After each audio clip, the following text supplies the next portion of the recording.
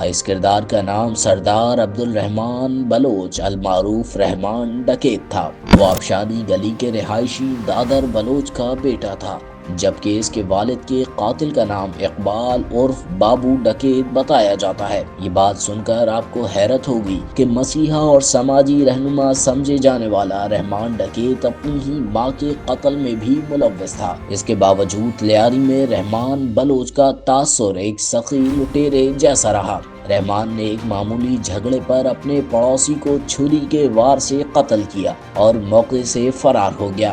یوں محض 13 برس کی عمر میں اس نے جرائم کی دنیا میں پہلا قدم رکھا۔ اس کے بعد اس کے خلاف مقدمات کا ایک نہ ختم ہونے والا سلسلہ شروع ہو گیا۔ سندھ پولیس کے مطابق قتل، بھتہ خوری، پولیس مقابلہ، ڈکیتی اور اغوا سمیت متعدد FIRs درج ہوئیں، جس کے بعد پولیس نے اسے زندہ یا مردہ پکڑنے پر 50 لاکھ روپے کا انعام مقرر کیا۔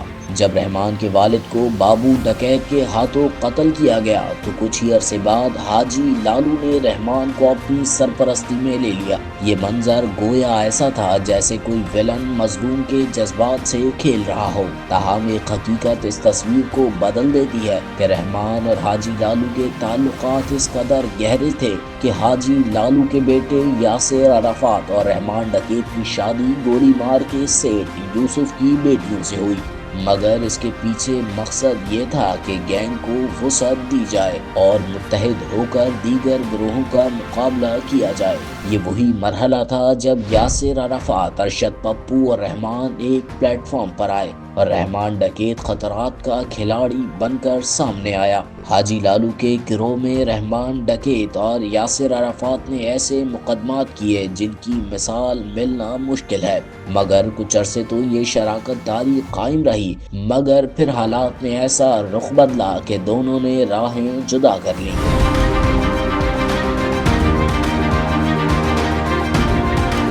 ڈکیتی اور بھتہ خوری سے جمع ہونے والی رقم حاجی لالو کے پاس جمع ہوتی تھی۔ جب رحمان ڈکیت نے اپنے حصے کا مطالبہ کیا تو حاجی لالو نے بغاوت کرتے ہوئے اسے ارشد پپو کی مدد سے گرفتار کروا دیا۔ گرفتاری کے بعد رحمان ڈکیت کو جیل میں بھی کلاس سہولیات فراہم کی گئیں اور وہ بغیر ہتکڑی کے سٹی کورٹ میں پیشیوں کے لیے آتا رہا، حتیٰ کہ اسی دوران ایک دن فرار ہو گیا۔ فرار کے بعد رحمان بلوچ نے ارشد پپو سے بدلہ لینے کے لیے ارشد پپو کی اہلیہ کے ماموں کو قتل کر دیا، جو لہاری کی مشہور شخصیت انور بھائی جان تھے۔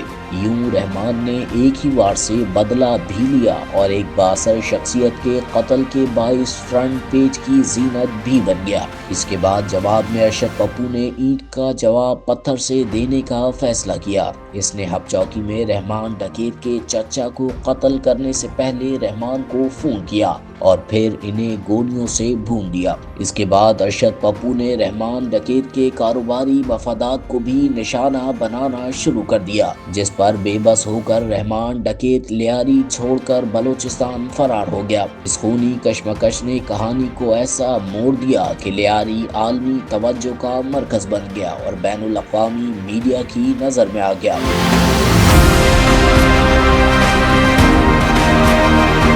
جاگیواڑہ کے علاقے سنگولین کی چھٹ پٹ مارکیٹ کے قریب بلوچستان جانے والی لوکل ٹرانسپورٹ کے ایک بس اڈے پر فیضو نامی ٹائم کیپر اور ٹرانسپورٹر ایک نیا مگر اہم کردار بن کر سامنے آیا۔ سوال یہ پیدا ہوتا ہے کہ فیضو رحمان ڈکیت کے لیے اتنا اہم کیوں تھا؟ اس سے پہلے کہ اس راز سے پردہ اٹھے، فیضو کا مختصر تعارف ضروری ہے۔ وہ بس اڈے اور اطراف کے علاقوں سے بھتہ وصول کرتا، جس کا ایک حصہ پولیس اور ایک حصہ رحمان ڈکیت تک پہنچاتا تھا۔ اسی دوران ارشد پپو نے اعلان کیا کہ بھتہ رحمان کو نہیں بلکہ اسے دیا جائے۔ اس کے بعد ایک دن ایک ٹرانسپورٹر اغوا ہوا اور اگلے ہی دن بھتہ نہ دینے کی پاداش میں ارشد پپو کے ہاتھوں قتل ہو گیا۔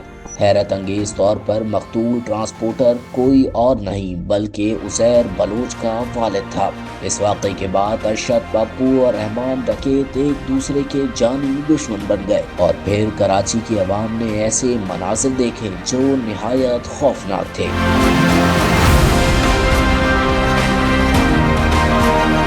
جی ہاں، عزیر بلوچ اسی ٹرانسپورٹر کا بیٹا اور رحمان ڈکیت کے بچپن کا دوست تھا۔ والد کے قتل سے قبل عزیر بلوچ جرائم کی دنیا سے بالکل دور اور لیاری جنرل ہسپتال میں وارڈ بوائے کے فرائض انجام دیتا تھا۔ والد کے قتل کے بعد رحمان نے عزیر کو اسی طرح اپنی سرپرستی میں لیا جیسے کبھی حاجی لالو نے رحمان کی سرپرستی کی تھی۔ اس دوران رحمان ڈکیت کی طاقت میں اضافہ ہوتا گیا، جس کی ایک بڑی وجہ سیاسی سرپرستی بھی تھی۔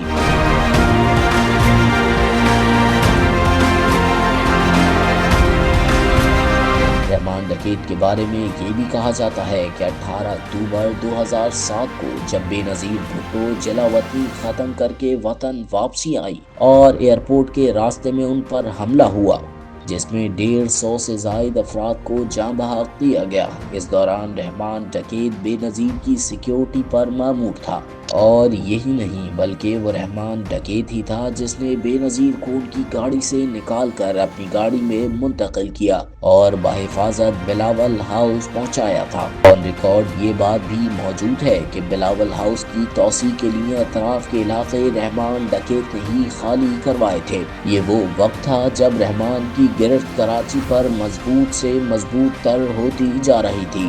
دیکھتے ہی دیکھتے وہ مرحلہ بھی آیا جب سندھ خصوصاً کراچی کی وارث سمجھی جانے والی سیاسی جماعت پاکستان پیپلز پارٹی کو بھی رحمان نے دباؤ میں لینا شروع کر دیا۔ یہاں تک کہ کون کونسلر بنے گا اور کون ضلعی ناظم، یہ فیصلے بھی اس کی مرضی کے بغیر ممکن نہ رہے۔ ایک موقع پر پیپلز پارٹی نے ٹکٹ جاری کیے اور اپنے امیدوار میدان میں اتارے، مگر نتائج اس کے برعکس آئے اور رحمان کے حمایت یافتہ امیدوار کامیاب ہو گئے۔ رحمان ڈکیت اور عزیر بلوچ مل کر ہر محاذ پر چھائے ہوئے تھے۔ جرائم کی دنیا میں کامیابی، بھتہ خوری سے بڑھتی دولت اور افرادی قوت میں اضافے نے پیپلز پارٹی کو یہ احساس دلایا کہ رحمان اور عزیر بلوچ کی موجودگی میں ان کا سیاسی قلعہ ہاتھ سے نکل سکتا ہے۔ چنانچہ پیپلز پارٹی نے رحمان کو راستے سے ہٹانے کا فیصلہ کر لیا اور میدان میں ایسا پولیس افسر اتارا جس کی دہشت سے نہ صرف لیاری بلکہ بلوچستان اور کچے کے ڈاکو بھی کانپتے تھے۔ یہ افسر تھا S S P Chaudhry Aslam.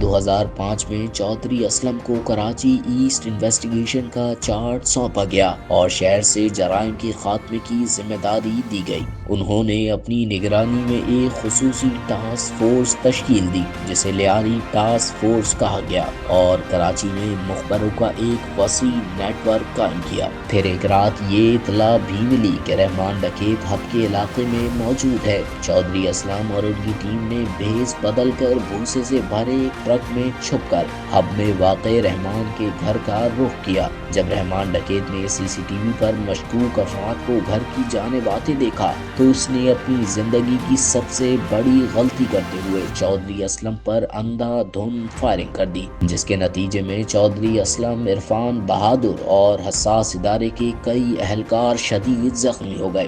انہیں ہیلی کاپٹر کے ذریعے ریسکیو کیا گیا جبکہ رحمان موقع سے فرار ہونے میں کامیاب ہو گیا۔ اگرچہ رحمان ڈکیت فرار ہو گیا تھا مگر اس نے چودھری اسلم کی شدید دشمنی مول لے لی تھی۔ اس کے بعد چودھری اسلم نے رحمان کو ہر قیمت پر گرفتار کرنے کو اپنی زندگی کا مقصد بنا لیا۔ اس مقصد کے لیے انہوں نے اپنی تجوریوں کے تالے کھول دیے اور رحمان کے گرد گھیرا مزید تنگ کیا اور مخبروں کے نیٹ ورک کو وسیع سے وسیع تر کر دیا۔ بالآخر 18 جون 2006 کو بلوچستان کے علاقے کوئٹہ ٹاؤن میں چودھری اسلم کی ٹیم نے خفیہ آپریشن کے دوران رحمان ڈکیت کو غیر اعلانیہ طور پر گرفتار کر لیا۔ اسے خاموشی سے بلوچستان سے Karachi garden police headquarter منتقل کیا گیا، جہاں روایتی تفتیش کے بعد رحمان ڈکیت نے آن کیمرہ اپنے تمام جرائم کا اعتراف کیا۔ جرائم کی ذمہ داری قبول کرنے کے بعد رحمان ڈکیت کو حوالات میں ڈال کر جیل حکام کے سپرد کر دیا گیا۔ تاہم اگست 2006 میں ایک بار پھر کہانی نے نیا موڑ لیا اور رحمان ڈکیت نے کچھ باغی پولیس افسران کو کروڑوں روپے رشوت دے کر جیل سے فرار حاصل کر لی۔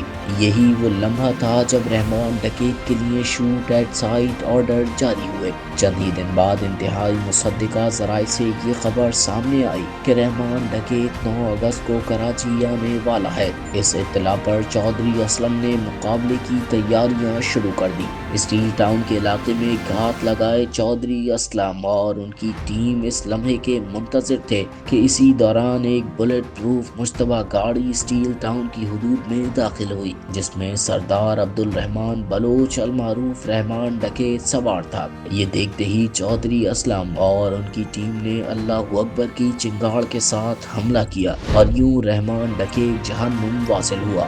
واضح رہے کہ میڈیا رپورٹس اور دستیاب شواہد کے مطابق یہ پولیس مقابلہ متنازع قرار دیا جاتا ہے۔ در حقیقت رحمان ڈکیت بلوچستان کے علاقے ونگر میں مارا گیا تھا، تاہم مقابلہ اور ہلاکت کی جگہ کراچی کے علاقے گلستان جوہر کو ظاہر کیا گیا۔